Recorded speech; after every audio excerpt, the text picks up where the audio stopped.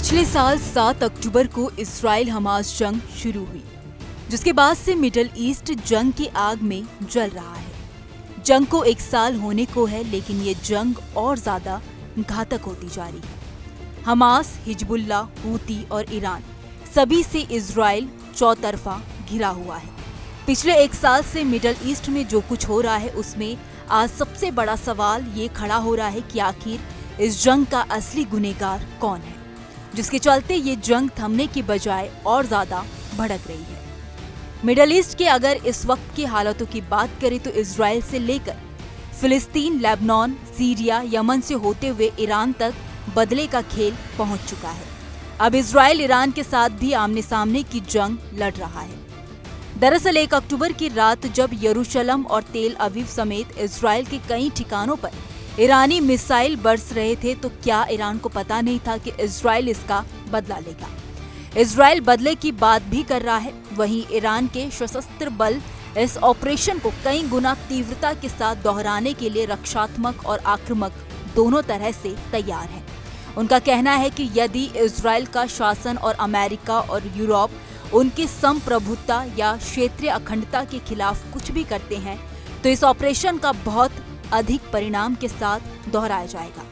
Iran उनके सभी बुनियादी ढांचों पर हमला करेगा।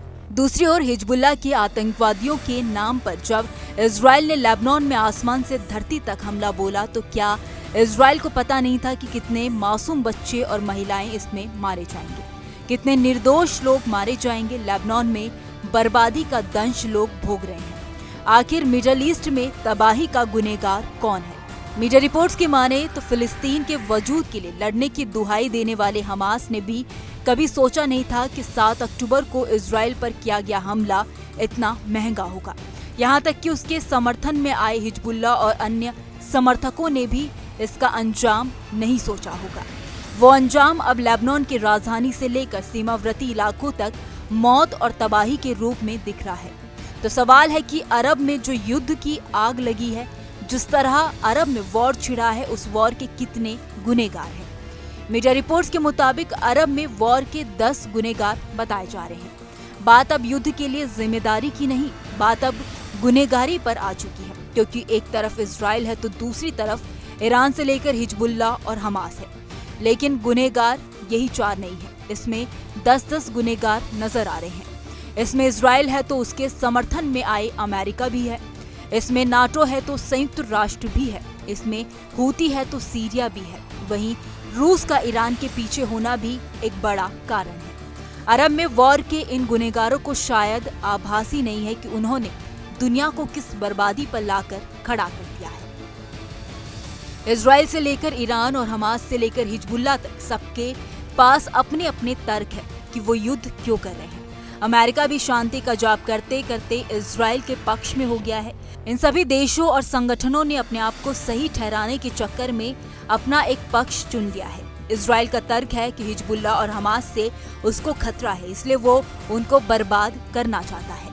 लेकिन हमास का तर्क है कि वो इजराइल से फिलिस्तीन को बचाने और अल अक्सा मस्जिद पर इजरायली हमले को रोकने के लिए लड़ रहा है। उधर हिजबुल्ला का तर्क है कि 1982 में इजराइल ने जिस तरह लेबनान पर हमला बोला था, उसकी प्रतिक्रिया में हिजबुल्ला बना और पिछली बार उसने फिलिस्तीन के लोगों के हितों के लिए हमला बोला था।